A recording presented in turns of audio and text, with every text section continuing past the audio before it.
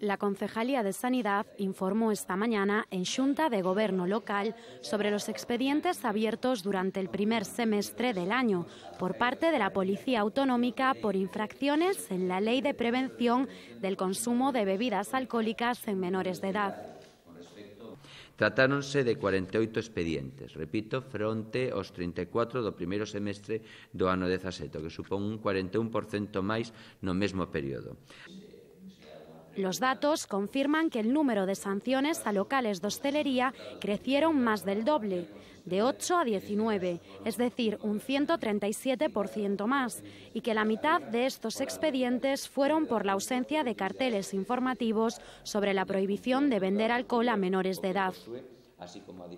Outra das situacións nas que se está a producir un aumento de sancións nos locais de hostelería está relacionada coa publicidade que realizan, especialmente nas redes sociais.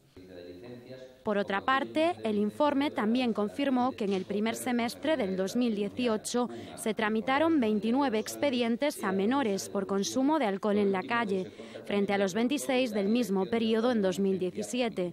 Esta cifra supone un incremento del 11,5%. Los datos también confirman un cambio en los lugares donde los menores están consumiendo alcohol en la calle.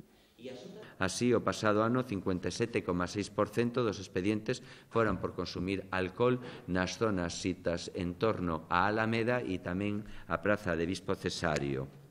No primeiro semestre do 2018, os expedientes iniciados nesta zona habitual do Botellón supuseron só o 24% do total, mentras o pasado ano as actuacións se concentraron na zona centro. No primeiro semestre este ano estamos observando que hai unha variación, hai un desplazamento hacia zonas como Parque Ávila ou a Rúa Chano Piñeiro, na contorna de Barrocas.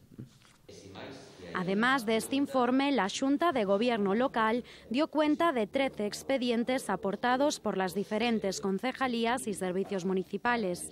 En el apartado de licencias, el Concello concedió licencia de obra para la instalación de 5 ascensores en otros tantos edificios de la ciudad.